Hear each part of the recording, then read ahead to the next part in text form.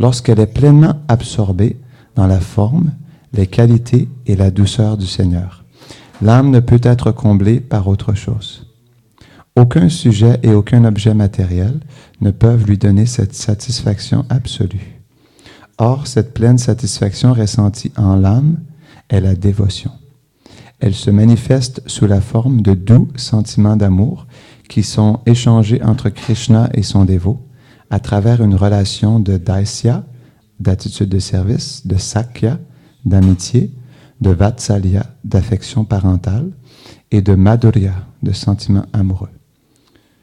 L'apparition de la dévotion produit elle-même la connaissance transcendantale, puisque le Seigneur devient révélé à travers la pure dévotion, ainsi que le lien éternel qui l'unit à l'âme.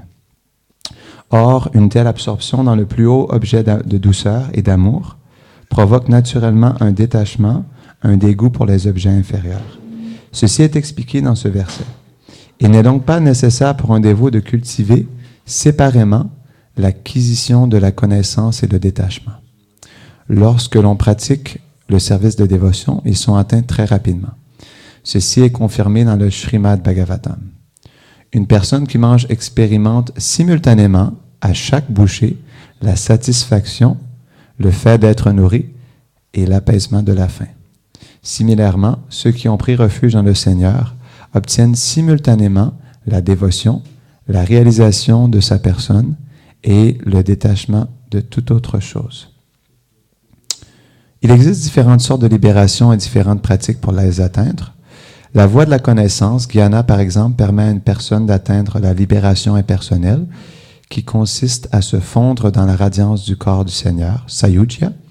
Quelqu'un pourrait donc se poser la question: si l'on possède la connaissance, va-t-on atteindre ce genre de libération? Non, car la connaissance que désigne notre verset est différente. Elle traite de l'expérience de la forme du Seigneur, de ses qualités et de sa douceur. Bon, on va arrêter là parce que c'est une longue teneur et portée. Namam Vishnupadaya Krishna Prishtaya Bhutale Shrimate Bhakti Goswami iti namine Namam Vishnupadaya Chaitanya Prishtaya Rupine Shrimate Bhakti Chandanaya Yati Swami iti namine Namam Vishnupadaya Krishna Prishtaya Bhutale Shrimate Bhakti Vedanta Swami iti namine Namo Bhakti Vinodaya Sachitananda namine Gora Shakti Swarupaya Rupa Nugavarayate Vanchakalpatarubhyashta Kripa Sindhubhyaevacha Patitanam Pavanebhyo Vaishnavebhyo Namo Namaha Jaya Shri Krishna Chaitanya Prabhu Nityananda Shri Advaita Gadadhara Shivasadi Gaura Bhaktavrinda Hare Krishna Krishna Krishna Hare Hare Hare Rama Rama Rama Hare Hare. Donc, j'ai choisi ce verset parce qu'il explique bien les différentes facettes de la vérité absolue. On pourrait dire que Dieu, il est infini dans la manière dont il se manifeste, mais le Srimad Bhagavatam explique 3 aspects bien définis de la vérité absolue. Brahman, Paramatma et Bhagavan. Pour comprendre ces différentes facettes-là, je voudrais vous partager un exemple. En fait, imaginez-vous, peut-être que pas tout le monde a goûté un gulab jamun. On pourrait dire un flan. Je pense que tout le monde connaît le flan ici. En tout cas, moi, je le connais très bien. Donc, imaginez-vous, vous entendez parler du flan. Non. C'est quelque chose de vague. Vous n'avez jamais expérimenté le flan, mais vous entendez parler du flan. Donc, quelle va être vraiment votre expérience du flan? Non. C'est pas quelque chose de très concret, c'est plus dans l'abstrait. Si on n'a jamais vu un flan, on n'y a jamais goûté, on n'a jamais vu la couleur dorée du flan, comment est-ce qu'on peut vraiment avoir l'expérience du flan? Non. Mais ça, c'est comparé à Brahman. Peut-être un autre exemple aussi, c'est comme un train. Si vous voyez les lumières du train, le train avance vers vous, mais tout ce que vous voyez, c'est les lumières. Donc, vous allez avoir une expérience des lumières, mais vous ne saurez pas vraiment exactement qu'est-ce que le reste du train. Non? Donc, si on continue avec l'analogie du flan, donc, vous avez entendu parler, définitivement, peut-être que pour certains, il va y avoir un désir d'avoir l'expérience du flan, non? Donc, à un moment donné, il y a le cuisinier. Vous êtes dans une chambre, OK? Et on vous parle de ça, mais c'est les murs, 4 murs en autour de vous, et vous ne voyez rien d'autre que des murs. Mais vous entendez parler du flan. Mais, à un moment donné, à cause que le cuisinier est en train de préparer vraiment une grosse quantité de flan pour un festival, vous commencez à sentir l'odeur du flan. Donc là, il y a déjà une expérience supplémentaire. Donc. Il y a déjà une expérience de l'odeur du flan. Donc ça pourrait être ça peut être comparé à paramatma. On sent l'odeur et même parce qu'on sent l'odeur, on va voir et on voit le flan. On le voit, mais il n'y a pas une relation directe avec le flan parce qu'on n'a pas l'expérience. On n'a pas placé le flan dans notre bouche. Donc ça, c'est le paramatma. Je vais expliquer après quels sont les plus en détail. Mais si on veut vraiment avoir l'expérience complète du flan, il faut le prendre. Vous demandez au cuisinier s'il veut bien nous partager, s'il veut bien nous laisser une part du flan. Et là, on le met dans notre bouche et il y a une expérience complète. On l'a touché, on l'a vu et on l'a goûté. Et parce qu'on l'a goûté, on a une expérience totale du flan. On peut vraiment savoir qu'est-ce qu'un flan, à quel point c'est délicieux, non? Donc, c'est la même chose avec les différents aspects de Dieu. Donc, il y a Brahman, qui est considéré comme l'énergie impersonnelle. Il faut comprendre que Dieu, il est simultanément personnel et impersonnel. Ça, c'est la philosophie de Chaitanya Mahaprabhu. Achintya Beda Beda Tattva. Cette philosophie réconcilie toutes les autres philosophies, ce qui démontre que c'est vraiment une philosophie complète en elle, parce que toutes les contradictions entre les différentes facettes de Dieu se réunissent sous un même principe, qu'il y a à la fois simultanément un aspect impersonnel et un aspect personnel à Dieu. Donc, Brahman, c'est l'aspect impersonnel. Il y a plusieurs philosophes ou maîtres spirituels qui méditent sur le fait que, en fait, Dieu, c'est tout simplement l'omniprésence. C'est une conscience universelle, non? Donc ça, c'est un aspect, et on peut avoir l'expérience de ça. Donc, on pourrait se dire, l'amour universel, la compassion, la conscience, l'énergie suprême. OK? On peut méditer là-dessus, mais quelle va vraiment être notre expérience s'il y a d'autres aspects à la vérité absolue, non? Donc, c'est pour ça que oui, Brahman, c'est un aspect, mais on ne peut pas détacher, c'est ça que ce verset-là explique, c'est que simultanément, Dieu, il est à la fois Brahman, Paramatma et Bhagavan. Donc, on ne peut pas enlever ces aspects-là. On peut apprécier l'aspect du Brahman, mais on ne peut pas négliger les autres aspects non plus. C'est ça, en fait, l'erreur de certains maîtres spirituels. Ils isolent une partie, mais ils ne voient pas l'ensemble, en fait. Donc, c'est pas que c'est mauvais, mais c'est juste que pour l'âme qui recherche l'aspect de relation, parce que justement, c'est la nature de l'âme, parce que l'âme est dépendante, elle cherche toujours à être en relation avec la source. Mais comment avoir une relation avec la source lorsqu'on pense juste justement à une énergie ou une conscience? Donc, c'est pas complet en soi. Donc, si vous en faites l'expérience, vous pouvez essayer de méditer sur l'amour universel, mais est-ce que ça va vraiment être concret pour vous? Comment est-ce qu'on peut vraiment comprendre l'amour? L'amour, elle se manifeste pleinement entre deux personnes. C'est vraiment à ce moment-là qu'on peut avoir une expérience totale de l'amour. Lorsque c'est un sentiment qui se partage d'un cœur à l'autre. À travers ça, à travers cet échange d'amour, on peut vraiment expérimenter qu'est-ce que l'amour. Mais si je m'assois en méditation et je médite juste sur le fait que l'amour est un aspect universel, que tout est imbibé d'amour, j'aurais peut-être une expérience dans mon cœur d'un certain principe, mais ça ne sera pas dans sa totalité, en fait, parce que ce n'est pas manifesté pleinement à travers des gestes. J'étais ici un matin et il y a une famille musulmane qui est venue et il me posait plusieurs questions. Et parce que ma sœur est musulmane, je connais quand même un peu les principes spirituels de l'islam. Puis, en fait, il me partageait certains points. Il voulait connaître notre philosophie. Il voulait savoir pourquoi, justement, on a les déités ici, pourquoi on adore une forme personnelle du Seigneur. Et je leur expliquais, en fait, j'essayais de revenir vers eux, je leur expliquais que, si vous voyez même dans votre pratique, en fait, les musulmans, ils chantent les 99 qualités d'Allah. Donc, ils ont un chapelet, et certains d'entre eux, ils méditent sur les qualités d'Allah. Donc, à quel point il est grand, à quel point il est compassionné, à quel point il est tolérant, différentes qualités. je ne le sais pas par cœur, mais... Puis, je leur disais, si, en fait, Dieu a 99 qualités, comment on peut percevoir ces qualités-là? On peut les percevoir dans ce monde. On peut percevoir la grandeur d'une personnalité, non? La compassion d'un grand sage, non? La sagesse d'un maître spirituel. Mais comment on peut le percevoir sans ça, en fait? Sans l'aspect d'une personne puis d'une forme, non? Donc, c'est vraiment difficile. Donc, et même, en fait, eux me disaient que on perçoit que Dieu est une entité, mais pas plus. On ne comprend pas vraiment. On sait que c'est une entité, mais on ne connaît rien d'autre, donc on n'ose pas porter mettre notre opinion là-dessus. On sait juste que c'est une entité, puis on ne connaît pas plus, en fait. Donc, et ça, c'est pas que, justement, c'est pas que c'est mauvais en soi, mais comme je disais, c'est pas l'aspect complet du flanc.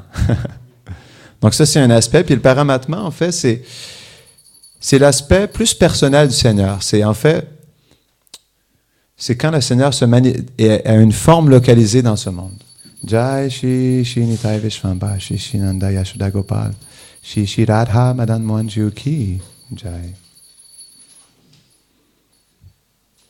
Donc paramatma, c'est quand le Seigneur manifeste sa forme localisée pour que tout fonctionne dans ce monde. On appelle ça l'âme suprême. En fait, ce qu'on peut appeler aussi le guide intérieur. Donc, dans chaque entité vivante, il y a, dans le cœur de chaque entité, il y a l'âme spirituelle que nous sommes, l'âme individuelle, mais à côté, en fait, est située aussi l'âme suprême, qui sanctionne, qui permet et qui dirige nos activités. Chaque action que l'on fait est sanctionnée par l'âme suprême. Donc, en anglais, on dit « Man proposes, God disposes ». Donc, on a un désir dans notre cœur et on médite sur ce désir. Et l'âme suprême perçoit ça et demande à l'énergie matérielle de manifester ce désir-là. Donc, il est vraiment dans le cœur de chaque être vivant. Ça, c'est l'aspect plus personnel. Mais même là, pour les yogis qui essaient de méditer sur l'âme suprême, parce que l'âme suprême, elle est impartiale. Elle n'a pas de parti pris, parce que justement, c'est sa fonction de sanctionner selon ce que les gens désirent et ce que les gens méritent. Donc, c'est pour ça qu'elle reste impartiale. Et c'est ce qui fait qu'on ne peut pas avoir une pleine relation avec l'âme suprême. Donc, les yogis, ça explique que les yogis méditent dans leur cœur et tentent de percevoir l'âme suprême dans le cœur. Et ils peuvent la percevoir à travers la méditation, mais il n'y a pas une relation concrète qui se fait, une relation personnelle, parce que c'est juste dans la perception de l'âme suprême. Et parce que l'âme suprême décide d'être impartiale, il ne se met pas de l'avant dans une relation personnelle. Donc, ce qui nous amène à Bhagavan. Bhagavan, c'est l'aspect vraiment personnel du Seigneur. C'est vraiment simple. C'est comme on est tous ici et on cherche tous à avoir une expérience personnelle de ce que nous sommes en lien avec les autres à travers notre individualité, nos désirs, nos intérêts, nos valeurs et notre vision de la vie. Mais naturellement, on cherche ça parce que c'est présent aussi dans la source. C'est vraiment simple. C'est qu'on ne peut pas avoir quelque chose que le divin n'a pas. Donc, ça serait contraire. Si la source, dans tout ce qu'on voit, à l'intérieur et au-delà de nous, vient du divin, de la source, ça veut dire que cette source-là aussi a l'aspect de personnalité. On ne pourrait pas avoir quelque chose de plus. Donc, certains disent qu'en fait, tout ça, c'est un rêve. Tout ça, c'est une illusion. Il n'y a aucune existence, que ce n'est pas une existence réelle, c'est juste un rêve. C'est ce qu'on appelle en fait les Mayavadis. Les Mayavadis, eux, dans leur philosophie, croient que tout est illusion, tout est un rêve. En fait, tout est Brahman, tout est l'énergie impersonnelle, la conscience universelle. Et le Brahman est mis dans un état de rêve par l'illusion. Mais ça, en fait, si on pousse plus la recherche ou la compréhension de ça, en fait, ça fait aucun sens parce que si Brahman est la conscience universelle, et que la Brahman est, on pourrait dire, homogène, que rien ne contamine Brahman ou rien ne se mélange avec Brahman, comment ça se fait que le Brahman tombe sur l'illusion? Ça fait aucun sens. Ça voudrait dire qu'en fait, l'illusion, elle est plus forte que Brahman. Ce qu'en fait, les Mayavadis ne comprennent pas, c'est que Brahman, il est toujours homogène. En fait, c'est ce que verset-là explique. En fait, c'est la non-dualité. C'est toujours en fait homogène. Que ce soit Bhagavan, Paramatma ou Brahman. C'est toujours homogène. Parce que, en fait, tout vient de la même source, de Krishna. En fait, ce qui est transformé, c'est pas Krishna. Krishna, il est toujours la même personne. Le Brahman est toujours Brahman. Mais ce qui est transformé, c'est les énergies de Krishna, en fait. C'est ce que les Mayavadis ne comprennent pas. Donc, c'est comme ça que cette contradiction-là, qu'à la fois, il y a une personne et impersonnelle est résolue. Qu'à travers ces énergies, Krishna manifeste toute la création. Les énergies de Krishna transforment les choses, transforment le corps, transforment l'univers, non? Dans toutes sortes de manières. Donc, c'est comme ça, justement, que le Brahman, il reste toujours Brahman, sans être contaminé ou mélangé à d'autres choses. Krishna, il manifeste ses énergies. Jai Shri Prahlad Nishingadev Ki. Krishna, il manifeste ses énergies, puis ces énergies, justement, par la volonté de Krishna, se mettent en œuvre pour créer toute cette diversité-là. Donc, en fait, ce qui est expliqué, c'est que notre compréhension, dans notre philosophie Vaishnave, c'est que ce monde, c'est pas un monde de rêve. C'est bien réel, parce que c'est une énergie de Krishna. En fait, même ce qui est expliqué, c'est que le matériel, c'est tout simplement qu'on ne perçoit pas le spirituel. C'est juste ça. Parce que tout est Brahman, ça c'est vrai. Mais le matériel, c'est juste qu'on ne perçoit pas que tout est Brahman. C'est comme Shukadev Goswami. Quand il est passé, en fait, il marchait dans la forêt et il y avait des jeunes filles qui se baignaient nues dans un étang. Et il est passé, et parce que Shukadev Goswami, il était dans cette méditation sur Brahman, ou dans, on pourrait dire, le Brahma Bhuta, la plateforme du Brahman, il voyait, l'arbre Brahman, le lac Brahman et les jeunes filles Brahman. Il ne faisait pas de différence. Donc, il a passé comme ça avec cet état de conscience, et les jeunes filles, ils ont senti ça et ne se sont pas couvertes, parce qu'elles ont senti justement qu'il ne faisait aucune discrimination. Mais quand son père, Vyasadeva, est passé, qui était habillé comme un gréhasta et qui avait un certain rôle, les jeunes filles immédiatement se sont couvertes. Et Vyasadeva leur a demandé pourquoi vous êtes pas couverts quand mon fils est passé, mais quand moi je suis passé, vous êtes couvertes. Non. Et elles expliquaient qu'on a vu justement que ton fils faisait aucune différence, mais toi qui étais dans ton rôle de gréhasta, on a senti cette discrimination-là, que tu étais un homme et qu'on était des femmes, et on a senti le besoin de se couvrir. Donc ça, c'est juste pour montrer qu'en réalité, oui, tout est Brahman, et on peut justement l'apprécier à ce niveau-là. Mais en fait, c'est ça, c'est que pour nous, c'est pas un rêve dans le sens où c'est juste que c'est une illusion dans le sens où on s'identifie à quelque chose qui est temporaire. Dans ce sens-là, c'est une illusion. On s'identifie à quelque chose qui n'est pas nous du tout. Donc, pour ça, oui, c'est pas réel. Ce qui est pas réel, dans le fond, c'est la fausse conception qu'on a que ça, c'est notre corps et que ça nous appartient et que c'est pour notre plaisir. Ça, c'est ça, en fait, l'illusion. C'est ça qui est pas réel. Parce que c'est une fausse conception. Mais l'énergie de Krishna, elle est tout à fait réelle. C'est juste que, parce que c'est l'énergie matérielle, en fait, elle est d'une différente nature que l'énergie spirituelle. On appelle ça, en fait, il y a Tatastha Shakti qui est nous, il y a Maya Shakti et il y a aussi le Yoga Maya qui est l'énergie spirituelle, ou Antaranga Shakti, non? Donc, c'est ça, cette énergie-là, Maya Shakti, elle est temporaire. Et parce qu'elle est temporaire, elle est toujours en constant changement. On change, les gens changent, l'environnement change, les civilisations changent, tout change dans ce monde. Donc, dans ce sens-là, c'est illusoire parce qu'on s'attache à quelque chose qui a un début, mais une fin. Donc, c'est pour ça qu'en réalité, ça se rapproche, mais c'est juste que les Mayavadis ne comprennent pas justement que c'est tout à fait réel, ça, mais c'est juste que c'est d'une différente nature. Donc, c'est pour ça que c'est important de comprendre ces différents aspects-là de la vérité absolue, parce que ça nous aide justement à percevoir Dieu en toutes choses. Et à percevoir aussi comment nous, on est différents de Dieu. C'est ça que ça veut dire simultanément. Krishna dit dans la Bhagavad Gita, qu'on est à la fois un avec lui, mais aussi différent. Pourquoi? Parce que si on serait Dieu, on serait capable de sortir nous-mêmes de l'illusion. Mais on voit qu'on n'est pas capable. Donc, les Mayavadis disent tous que je suis Dieu, tu es Dieu, nous sommes tous Dieu. Donc, si tu es Dieu, ou si je suis Dieu, pourquoi je suis pas capable, pourquoi je suis dans l'illusion, non? Et pourquoi je suis pas capable immédiatement de me sortir de l'illusion? Pourquoi j'ai pas toute puissance si je suis Dieu? Pourquoi je suis pas conscient de toi si je suis Dieu? Bhaktivedanta Prabhupada, il partageait cet exemple-là. OK, si tu es Dieu, laisse-moi étamper ma botte dans ton visage. Il disait ça. Ouais. Laisse-moi étamper ma botte dans ton visage. Est-ce que tu vas être capable de le tolérer? Si tu es Dieu, ce ne sera pas un problème pour toi, non? Et tu seras capable de tolérer tout ça parce que de toute façon, tu es Dieu, non?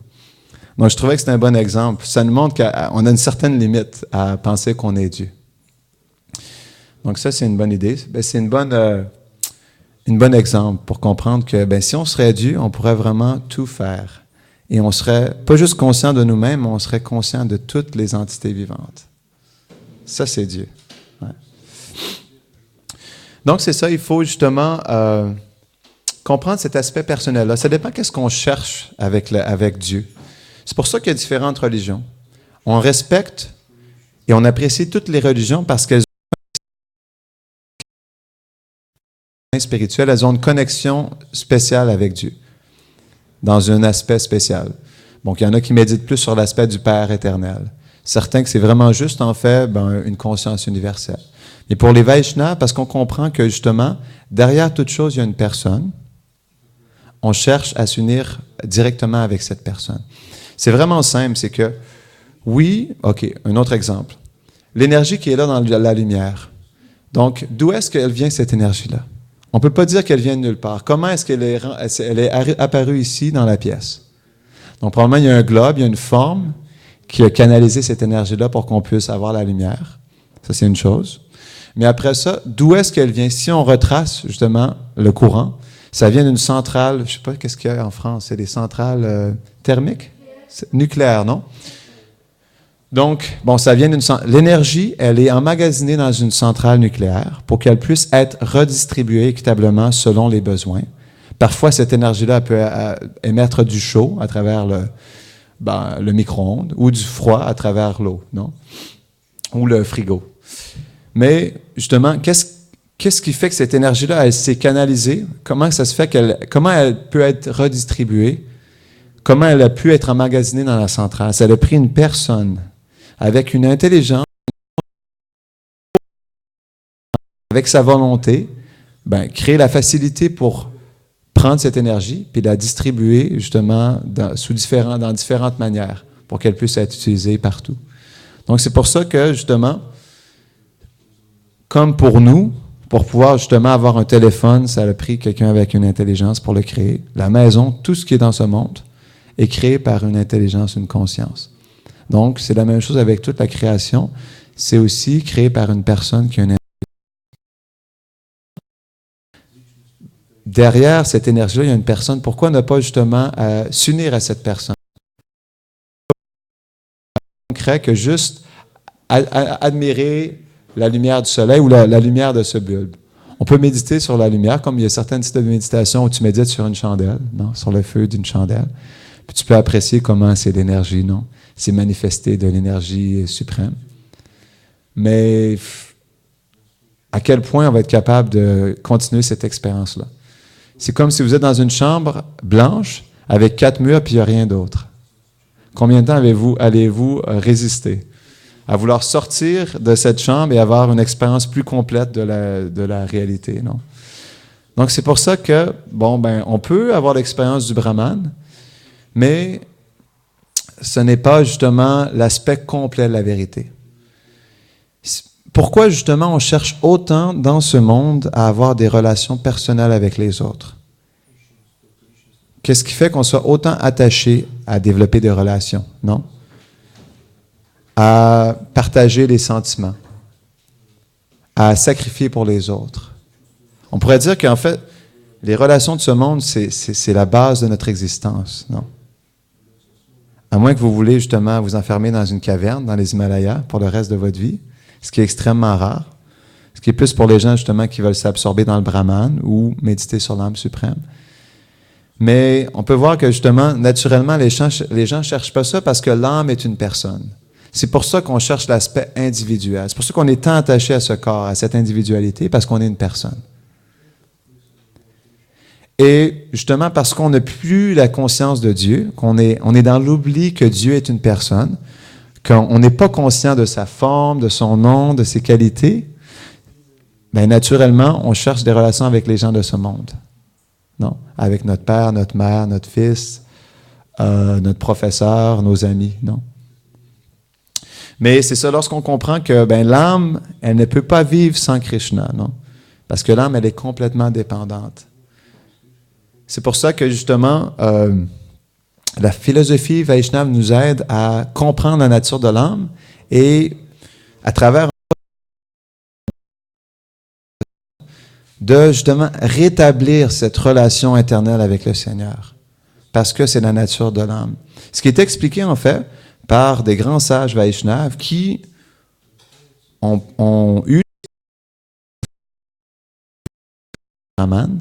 Ils expliquent en fait ce qui arrive pour ceux qui veulent atteindre la libération, donc les Mayavadis ou les Gyani, les chercheurs de la connaissance, qui ont pour but de se fondre dans le Brahman, de ne faire qu'un avec la conscience universelle. En fait, ça, c'est possible. C'est un type de libération qu'on appelle la Sayojya Mukti. Donc, c'est possible. On peut justement se fondre, ben, on pourrait dire se fondre, mais on peut avoir l'expérience de se fondre dans le Brahman. Gopakumar, il explique dans son voyage de tous les différents lieux de la création, à la fois matérielle et spirituelle, il va dans cette demeure de la libération. Et il voit réellement qu'est-ce qui se passe, en fait.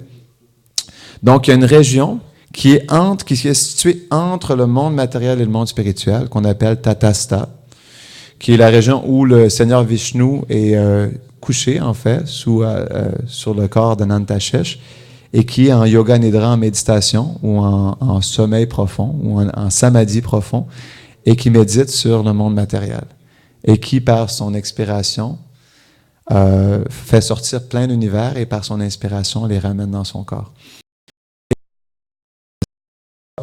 Qui n'est pas à la fois dans le monde matériel et pas dans le monde spirituel, il y a ce qu'on appelle la demeure de la libération. Et c'est un endroit où les Gyani, dont les chercheurs, les Mumukshu, les chercheurs de la libération cherchent à se fondre. Donc, ils vont dans cette région-là, mais c'est pas que l'âme se fond parce que l'âme, elle est éternelle. Krishna, il dit dans la Bhagavad Gita, en fait, tout est là. C'est juste que les Mayavadis, ceux qui sont trop attachés au Brahman, ne perçoivent ou ne voient pas la vérité dans plusieurs versets de la Bhagavad Gita où Krishna dit clairement qu'il y a lui comme personne, mais il y a aussi ses âmes spirituelles qui sont comme un fragment de sa personne. Il explique. Ça, c'est 13.34. Non, c'est 15.7. Chapitre 15, verset 7 de la Bhagavad Gita. Il dit qu'en fait, toutes ces âmes spirituelles sont tout simplement des fragments de ma personne. On se fond, c'est pas qu'on devient du jello, non? Un morceau de flan dans le flan universel. Mais c'est que on a l'expérience qu'on se fond. Ça, c'est différent, vous comprenez?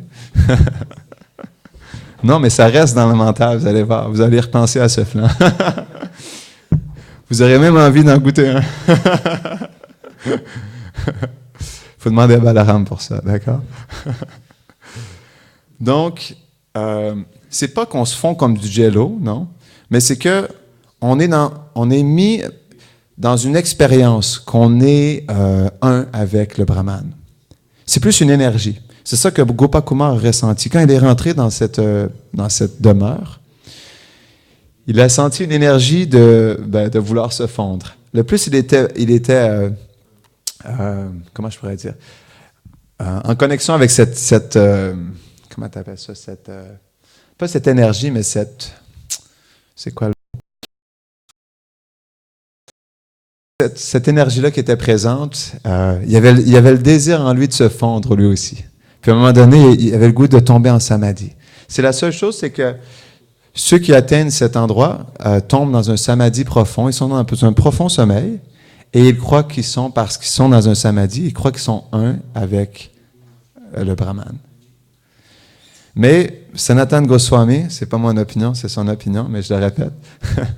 Sanatan Goswami, il explique que, en fait, l'expérience du Mayavadi qui fait l'expérience de se fondre dans le Brahman, c'est comme en fait l'expérience de la personne qui dort à tous les soirs. Il compare ça à ça.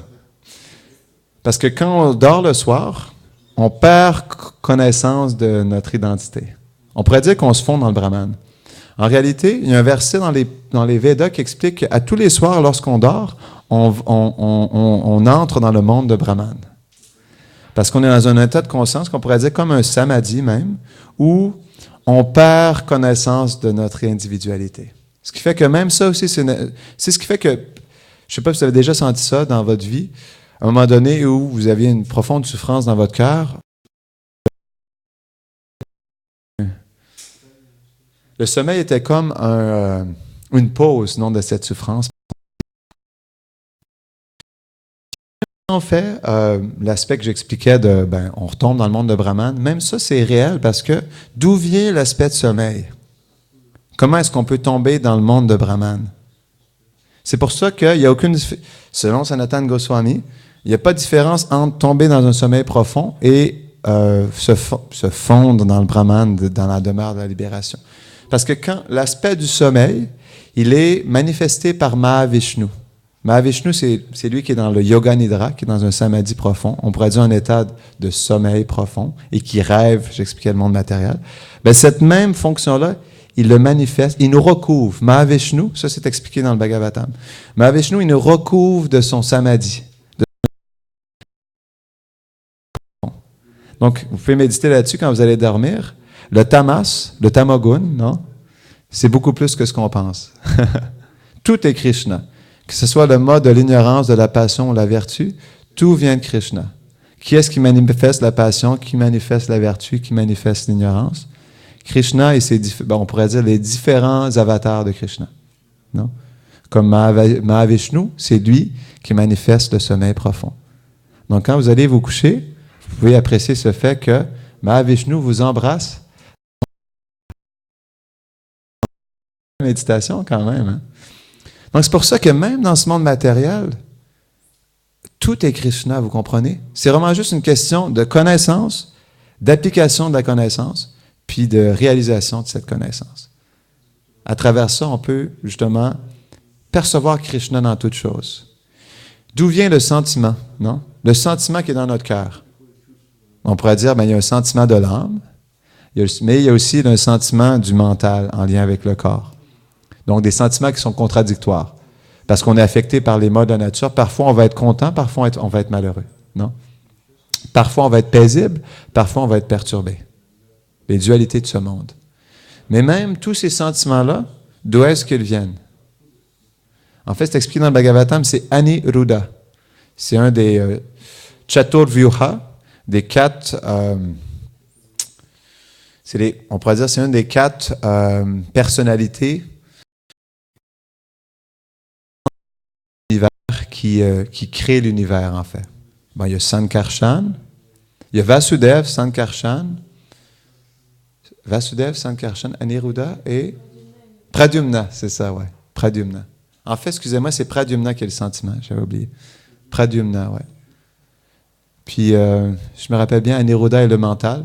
Fait que toutes ces choses-là, en fait, c'est pour ça que c'est une question de conscience. Puis comment on utilise c'est vraiment précieux, la connaissance transcendantale. C'est que quand ces choses-là viennent en vous, qu'est-ce que vous percevez? Bon, quand le sommeil vient, est-ce que vous percevez le gros tamas, que vous allez tomber dans l'ignorance? Ou vous percevez Mahavishnu qui vous met dans un état de rêve? Comprenez? Ou vous percevez votre âme qui est toujours présente. Donc, dans cet état neutre où on est en sommeil profond, l'âme est dans le cœur, elle est là. Donc, malgré le fait que le corps est endormi, qu'on oublie notre réalité, l'âme, elle est toujours là. Elle est toujours consciente, mais c'est juste que, justement, parce qu'on est dans l'état de sommeil, on n'est plus perceptif à notre conscience, non? La conscience est plus dans un état neutre. Fait que c'est pour ça que c'est vraiment important. Il ne faut pas s'absorber. C'est ça qu'il faut vraiment étudier la connaissance transcendantale. Parce que sinon, tout ce qu'on va percevoir, c'est Maya. C'est vraiment, vraiment simple. Ça, c'est écrit dans le Bhagavatam. En fait, l'âme n'est jamais libérée et elle n'est jamais enchaînée.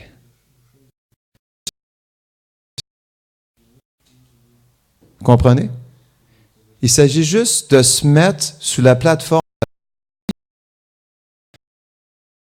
onzième de seconde d'être conscient de Krishna. Mais pour nous, âme conditionnée, c'est juste qu'on n'est pas constant. On n'est pas constant dans notre perception de Krishna parce qu'on est affecté par les modes de la nature, par notre faux ego. Et parce qu'on n'est pas si absorbé que ça dans Krishna, c'est facile pour nous de retomber dans la perception de Maya. Maya, c'est simple. Qu'est-ce que c'est Maya? C'est ça qui est décrit dans le Bhagavatam. Maya, parce que tout est Krishna. Maya, en fait, c'est qu'on ne perçoit pas Krishna dans toute chose. C'est ça, Maya. On n'est pas capable de voir Krishna dans nos attachements. On n'est pas capable de le voir dans les objets des sens. On n'est pas capable de le voir dans notre mental, dans nos pensées, dans l'environnement. C'est ça que c'est vraiment important de... Justement, c'est pour ça que la connaissance, elle est là. C'est pour nous aider à percevoir que tout vient de Krishna. Puis je veux garder ça pour une prochaine classe, mais évolutionnaire. La psychologie Vedanta. Attachez votre sucre avec la broche. Parce que vous allez voir que ça décoiffe complètement, sérieux. Ça change complètement notre manière de percevoir les choses et de s'identifier avec ce monde. La psychologie Vedanta, c'est vraiment un truc hallucinant, sérieux. Ouais, c'est vraiment merveilleux. Fait que c'est ça, il faut méditer là-dessus. Il faut pas juste... C'est important, on est des chercheurs de la vérité. Il faut pas se mettre des barrières, vous comprenez? Il ne faut pas s'arrêter aux choses externes. Il faut voir plus loin que ce qu'on voit. C'est vraiment important. Krishna a dit dans la Bhagavad Gita que celui qui étudie mon enseignement m'adore avec son intelligence. Et quand on adore Krishna avec notre intelligence, Krishna, il manifeste des réalisations dans notre cœur. Ce qui fait qu'on commence à percevoir Krishna dans toutes choses. Puis, je ne m'attarderai pas là-dessus aujourd'hui, mais on peut percevoir Krishna au niveau de Brahman, de Paramatma et de la forme de ses qualités, de son interaction avec ses énergies, ou c'est la forme de sa personne à travers tout ce qui est manifeste en ce monde. Comme l'enfant, d'où vient l'enfance? L'enfance est manifestée de Gopal. C'est vraiment, c'est ce qui fait qu'on peut justement, lorsqu'on perçoit Krishna, il n'y a plus de pression, vous comprenez? Il n'y a plus la pression, il n'y a plus l'anxiété, il n'y a plus le doute, il n'y a plus la peur. Parce que justement, au lieu de percevoir l'illusion qui nous enferme et qui nous piège à travers des fausses conceptions, on perçoit à travers toutes choses, même les choses qu'on a en nous qui sont limitées, on perçoit Krishna, puis ça fait qu'on se libère à travers ça. On appelle ça Shastra Chakshu, voir à travers les yeux de la connaissance. Ça commence à travers ça. C'est pas qu'on peut voir Krishna avec notre cœur directement, ça prend une qualification, une autre qualification pour ça, pour voir Krishna avec ses yeux transcendantaux, pour voir sa forme, d'entendre sa voix, d'entendre le son de sa flûte, mais ça prend une autre qualification. Mais avant d'arriver là, c'est pour ça que Krishna nous donne la Bhagavad Gita, on doit voir Krishna à travers les yeux de la connaissance. Shastra Chakshu. Puis le plus justement, il va se manifester à nous. C'est ça la beauté de la chose en fait. Il va se manifester d'une manière... Krishna en fait est réciproque avec notre désir. Le plus on essaie de percevoir Krishna dans chaque détail de notre vie, le plus il va manifester sa présence dans tous les moindres détails de notre vie. Mais si on s'arrête à ne voir que juste Maya, qui veut dire que ça m'appartient, je suis en contrôle de ce corps, de mon environnement et de ma relation avec les autres, ben là on perd justement on perd le courant, comprenez? On perd le courant naturel des choses qui pourrait nous permettre de vivre Krishna. Dans l'illusion, vous vivez quand même Krishna. C'est juste que vous n'en êtes pas conscient. C'est ça la réalité. Mais dans le fond, c'est pour ça que c'est important le mot de la vertu. D'être conscient, dans l'instant présent, de l'interaction entre Krishna et ses énergies. Dans 1/11 de seconde, si vous mettez réceptif à apprécier comment Krishna est présent sur la forme de la déité, comment Krishna est présent personnellement comme son livre, comment Krishna est présent à travers nos sens, à travers nos désirs, à travers nos attachements, à travers tout. Vous pouvez tout connecter à Krishna. Parce que tout vient de lui de toute façon. Dès que vous vous mettez dans cet état d'esprit, je vous dis, 1/11 de seconde, ça prend d'être conscient de Krishna. Essayez-le, vous allez voir. Vous arrêtez tout. Vous arrêtez votre petit train, votre petit hamster, non? Je ne sais pas si vous avez déjà eu un hamster, non? Il roule constamment dans sa petite roulette, non? Non, mais sérieux. Mais si vous le laissez là-dedans, combien de temps il va continuer à rouler? C'est vraiment important, c'est ça le mode averti, c'est « Wow, mais arrêtez une seconde, mais asseyez-vous ». C'est ça que Gurudev explique dans ses grades. Méditation, introspection profonde sur qui nous sommes. En connaissant, justement, c'est quoi notre but? C'est quoi le but de notre existence? Qu'est-ce qu'on est ici pour faire? Puis comment on est toujours connecté à Krishna, en fait? Parce que c'est pas qu'on est séparé de Krishna. On est toujours avec Krishna, mais c'est juste que notre conscience, elle est séparée. On n'est pas un instant séparé de Krishna. La preuve, juste en 1/11 de seconde, dans votre cœur, juste à côté de vous, se trouve l'âme suprême. Juste à côté de vous. Dans la région, dans le chakra du cœur, qui est expliqué comme, c'est expliqué, je me rappelle bien, je crois que c'est expliqué dans le Bhagavatam, qu'il y a une région sacrée, en fait. C'est pas le Bhagavatam, c'est dans les Puranas, mais j'ai lu ça quelque part. En fait, il y a une région sacrée du cœur, dans le chakra du cœur. C'est comme un jardin secret, non? Un jardin sacré, un espace sacré où l'âme est située. Parce que l'âme n'est jamais en connexion avec l'énergie matérielle, comme Krishna. Mais à travers sa conscience, l'extension de sa conscience fait que l'âme est en connexion avec le monde matériel, juste à travers l'extension de sa conscience. C'est pour ça que c'est juste une question de conscience. Mais l'âme, comme Krishna, n'est jamais en contact, on pourrait dire, direct avec l'énergie matérielle. Mais la différence avec Krishna, c'est que nous, on est influencé par l'énergie matérielle. Parce que notre conscience est touchée directement, mais notre conscience est couverte par un voile que Krishna, lui, n'a pas. C'est la seule différence. Nous, on est voilés par l'énergie matérielle, qui fait qu'on ne peut pas percevoir notre pleine réalité. Donc, c'est ça, c'est vraiment important. C'est seconde, mais j'ai perdu le fil. Donc, c'est ça, c'est vraiment méditez là-dessus, essayez-là, vous allez voir. En fait, c'est là-dedans qu'il faut vous absorber, vous comprenez? Pas dans votre mental, pas dans les sentiments de dualité qui apparaissent en vous. Sinon, vous allez vous tromper. Vous allez vous faire du mal, vous allez souffrir, vous allez vous perdre votre énergie et vous allez constamment vous noyer dans une dualité illusoire matérielle. Vous comprenez? On doit appliquer ça dans notre vie.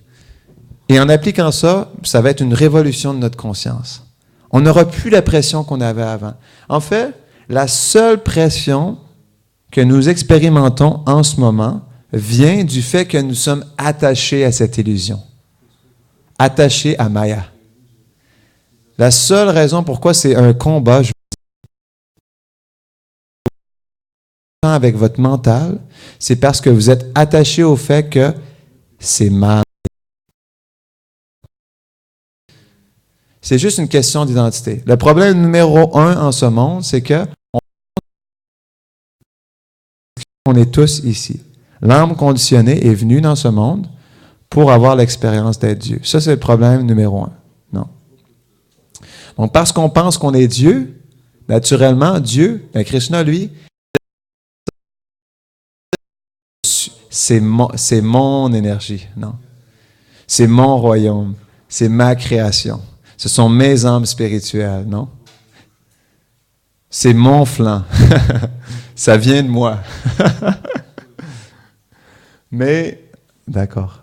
Ben, je continuais parce que les dévots continuent à... Est-ce que vous continuez parce que je parle ou vous continuez parce que vous n'avez pas fini? Ah, d'accord. Donc, est-ce que je continue ou j'arrête? Pardon? D'accord. OK. Donc, ben, écoutez, pour ceux qui ont du service, qui doivent continuer, vous pouvez quitter. Et pour ceux qui continuent à faire leur service ici dans la salle de temple, on peut, si vous voulez, continuer la discussion. Est-ce que ça vous va? Oui? D'accord. Donc, qu'est-ce que j'allais dire? Oui, c'est ça. En fait,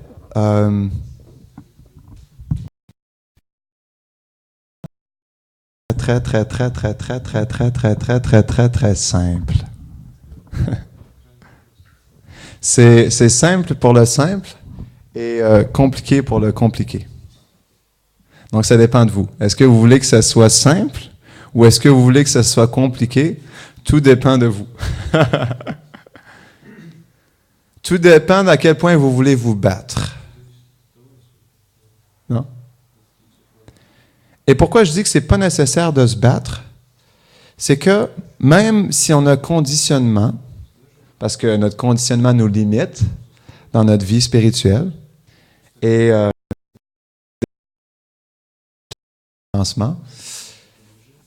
tout dépend aussi comment vous percevez votre conditionnement. Oui, on n'a pas le choix dans le sens où on est dans un corps matériel.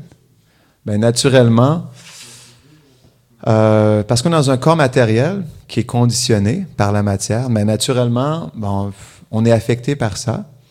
Mais encore là, comment vous êtes affecté dépend de comment vous vous identifiez à ce conditionnement. C'est ça qui est vraiment important. On se fait beaucoup de mal parce qu'on s'identifie à ces anarthas-là dans notre cœur, à ces mauvaises habitudes. On s'identifie à notre faux ego et à notre mental. Dans la Bhagavad Gita, que jusqu'au moment de la mort, on va devoir tolérer ce corps. On va devoir tolérer les pressions du mental, les pressions de nos sens et le faux ego qui nous pousse à contrôler ce qui nous entoure. Donc, on n'a pas le choix, on doit le tolérer. C'est pour ça que la tolérance est tant importante. Donc, on doit le tolérer, mais en même temps, ça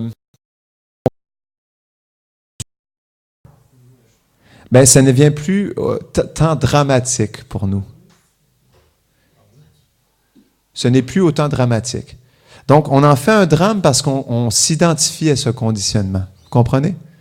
Là, le mental vit une émotion, puis on devient fou, non? Le mental est perturbé par l'insatisfaction, la frustration, l'injustice, non? Le manque de respect d'autrui, non? Toutes sortes de choses que vous pouvez imaginer. On absorbe notre conscience dans le sentiment, puis on se perd, on se noie là-dedans. Fait que c'est vraiment important En fait, ce qui est expliqué, là je m'en vais un peu dans la psychologie védique, mais c'est que ce qui est expliqué, c'est que on comprend, c'est pas qu'on ignore notre conditionnement, on doit bien comprendre le conditionnement qui est là, qu'on est dans un conditionnement d'homme, de corps d'homme ou de femme, non? Mais on comprend le conditionnement, on comprend le besoin qui est là, comme le corps a besoin de se nourrir. C'est pas qu'on peut juste... on n'est pas complètement transcendantal, qu'on peut se nourrir avec une petite paume de babeur par jour. Donc, ça prend beaucoup plus que ça. C'est justement parce qu'on est conditionné, il y a des besoins qui sont là, comme de se nourrir, besoin de relations, besoins affectifs. Là, en fait. Donc, c'est ça la différence, c'est avec les besoins de ce corps. Le corps a certains besoins, le mental aussi.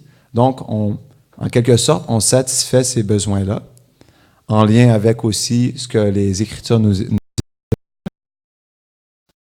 On s'identifie en tant qu'âme spirituelle, en tant que serviteur. Puis à travers cette identification-là, même si le corps a des besoins, on va quand même rester dans cet état d'esprit où on est un âme. Donc, c'est vraiment ça la psychologie védique, c'est tout commence par notre identification. Tout commence. Mais naturellement, on va être complètement perturbé, affecté et piégé par tout ça. Mais si on s'identifie comme une âme spirituelle et un serviteur, ben, c'est ce qu'on va percevoir dans notre environnement et avec notre corps aussi. Donc, c'est vraiment ça, en fait, la beauté de la connaissance transcendantale. Ça nous aide justement à fortifier notre intelligence pour percevoir qui nous sommes réellement. Corps conditionné, on peut vivre dans un état de conscience supérieur, différent. Et ça prend une pratique constante. C'est pour ça qu'on doit constamment cultiver la connaissance spirituelle. Parce que on est des âmes conditionnées et qu'on n'est pas si avancé que ça dans notre conscience spirituelle, dans notre connexion avec la réalité. À cause de ça, justement, on n'est pas constant dans notre manière de percevoir Krishna et d'être au niveau de l'âme. C'est pour ça, justement, qu'on a besoin d'une pratique spirituelle constante. À tous les jours, on doit... C'est pour ça qu'on chante le mantra Hare Krishna, parce que ça infuse notre conscience. D'accord. Ça infuse notre conscience, justement, de cette vibration transcendantale qui nous permet, justement, de graduellement penser à Krishna et se souvenir de lui, en fait. Sa présence devient de plus en plus manifeste parce qu'on infuse notre conscience de Krishna. C'est pour ça que la pratique spirituelle est autant importante. Parce que, justement, dans ce monde, on est en connexion avec l'énergie matérielle. Il s'agit juste de, justement, constamment mettre en connexion ou infuser notre conscience avec des choses directes connectées à Krishna. C'est comme Krishna, elle est directement la Bhagavad Gita. C'est ça qui est expliqué. C'est directement Krishna. C'est la même chose avec le Prashadam. Comme la Murti aussi, la déité est non différente de Krishna. Son nom aussi, Nama, est non différent de lui. Son lieu, sa demeure. Donc, si on va à Vrindavan, ou même ici, le temple, c'est comme, on pourrait dire, la demeure de Krishna parce qu'il réside sur l'autel. Donc, c'est non différent de lui aussi. C'est pour ça, justement, que c'est si précieux de venir ici dans le temple. Parce qu'on s'associe directement avec Krishna, qu'on en soit conscient ou pas. Sous l'aspect de son livre, qui est directement lui, son nom, ses dévots, j'ai oublié aussi. Il y a 6 choses. Comme ça, on peut méditer là-dessus dans notre vie tous les jours. Les Vaishnavas, le Saint-Nom, la demeure transcendantale ou le temple, la Murti, Prashadam et Shastra. Donc, il y a plein d'autres choses qui sont Krishna aussi, mais ça, c'est ce qui est décrit dans les Shastras qui sont directement Krishna. C'est 6 choses-là. Donc, le plus on s'associe avec Krishna directement, parce que Krishna, il est présent directement dans son Saint-Nom et dans ses Murtis, naturellement, sa présence va se faire de plus en plus sentir, en fait, dans notre vie. C'est pour ça, justement, que l'association est la chose la plus importante. Parce que tout dépend de avec quoi on s'associe. Si on s'associe avec la conception, mais naturellement, on va tomber dans l'illusion. Mais si on s'associe avec les Vaishnavas, avec le maître spirituel, et avec Krishna dans ses différents aspects, ben naturellement, parce qu'on s'associe avec lui, les aspects de notre vie.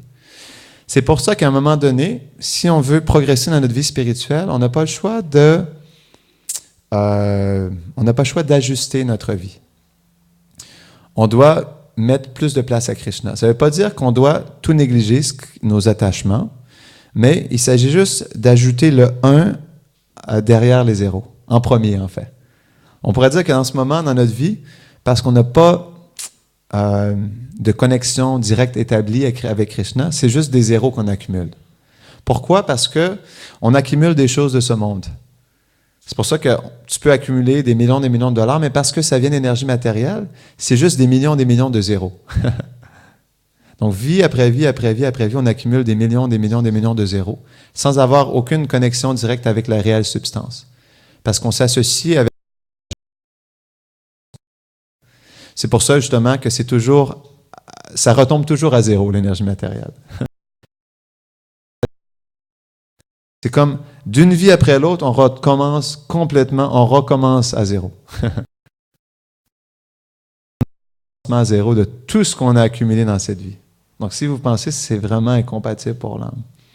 Pour ça, commencer réellement la vie spirituelle, ça veut juste dire de mettre Krishna, juste placer Krishna dans notre vie. Comme ça, le un, il est présent, et là, tout ce qui est dans votre vie prend de la valeur. Parce que Krishna devient présent dans votre vie. Et tout ce qu'il y a dans votre vie peut être connecté à lui. Toutes ces choses-là prennent une réelle substance. C'est comme avant, on cuisinait tout bêtement, non? On faisait un spaghetti, je sais pas, non, mais le pâté chinois, ça s'est fait au Québec. Donc, on cuisinait un spaghetti, non, tout simplement. La sauce tomate, du fromage mozzarella, des olives, du poivron rouge. Et on coupait ça, on cuisinait ça, puis on faisait un spaghetti napolitain avec un peu de crème. Non. Mais vous pouvez faire cette même activité, mais complètement connectée avec Krishna. Et ça vous donnera une expérience complètement différente du spaghetti napolitain. Donc au début, cuisiner un spaghetti napolitain était complètement sous l'égide de votre karma. Donc, ça voulait dire que avant, imaginez-vous tous les spaghettis napolitains que vous avez cuisinés avant de rentrer dans la conscience de Krishna. Qu'est-ce que ça vous a donné dans votre vie? Pensez-y un instant. Tout ce qui est fait avec un attachement aux fruits de nos actions produit du karma. Sur la glace, aller voir le coucher de soleil, de rencontrer son ami, d'acheter, d'aller au cinéma, peu importe, toutes ces choses-là nous enchaînent davantage dans la matière parce qu'ils sont le fait. Krishna dans notre vie et parce que on comprend que parce que tout vient de lui et qu'il est le propriétaire et le bénéfacteur suprême, que tout lui revient. Parce que tout est par lui et pour lui. Donc, tout lui revient de droit parce que Krishna, il est le seul contrôleur, bénéfacteur et maître suprême. Donc, tout lui revient de droit. Donc, quand on a cette compréhension-là, on commence à lui offrir comme un sacrifice tous les gestes de notre vie. Et c'est à ce moment-là que chaque action, même comme faire un spaghetti napolitain avec de la crème fraîche et du mozzarella, même ça devient un acte de sacrifice dévotionnel qui vous libère de la matière. Ça, c'est la beauté de la bhakti. C'est aussi simple que ça. Vous mettez Krishna dans votre vie et vous êtes conscient que tout est par lui et pour lui. Et vous appliquez votre conscience dans ce geste, dans un acte de dévotion. On pourrait aller vraiment plus profondément dans ça, c'est la psychologie védique, mais je voulais un peu toucher ces choses-là. Mais en fait, parce que nous, on est conscience, et c'est notre vraie nature, c'est vraiment sur notre conscience qu'il faut travailler, plus que sur notre environnement. C'est pour ça que, en fait, la bhakti est le seul processus ou pratique spirituelle où on peut garder tous nos attachements, mais les rediriger vers Krishna, les spiritualiser en fait. Tandis que toutes les autres pratiques, justement, il y a un besoin de se libérer de la matière, de se détacher en fait de tout ce qui nous entoure, non? Mais ça, c'est un détachement inférieur. C'est ça que Rupa Goswami il explique. Que le réel détachement, il se fait dans le détachement de notre fausse conception que tout est pour moi, parce que je suis ça. Il faut se détacher de ça, pas détacher de l'externe. Je me rappelle en fait, quand j'étais, j'ai essayé d'être moine dans différentes religions et j'ai passé beaucoup de temps avec des moines bouddhistes tibétains. Cette pratique-là, la pratique bouddhiste tibétaine, les moines qui sont dans cette pratique, ou même les pratiquants aussi, ont un humeur spirituelle, un humeur vraiment particulier. C'est pas du tout... En fait, pour les bouddhistes, même l'âme n'existe pas. Ça va encore plus loin même que le brahman, c'est que tout est néant. En fait, le but ultime des bouddhistes, c'est de retourner dans un néant total.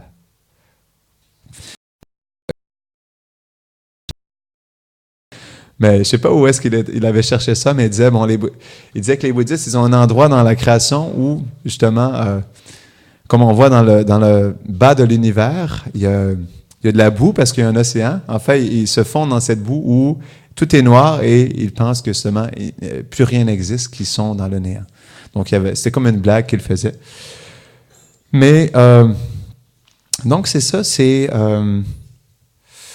donc, les bouddhistes tibétains avec qui j'étais, les moines bouddhistes tibétains et les pratiquants de justement cette philosophie-là, ils sont justement que tout doit être, tout est le néant, qu'il n'y a pas d'âme, qu'il n'y a pas d'existence. Et justement, ça fait une humeur vraiment neutre, où on n'est pas attaché à aucune chose et on se détache complètement parce que plus rien n'existe. Donc, c'est pour ça que, justement, il y a différents aspects dans la vie spirituelle. On peut être dans le négatif, où on se détache de tout. On peut être dans le neutre, positif, où on ajoute Krishna dans notre vie, la réelle substance. Et c'est ce qui fait toute la différence, en fait. C'est pour ça qu'il y a différentes religions, pour progressivement amener les gens au positif, à la connexion avec Krishna, le Seigneur suprême. Donc, on va terminer là. Merci infiniment. Haribol. Nitai Gora Premanande.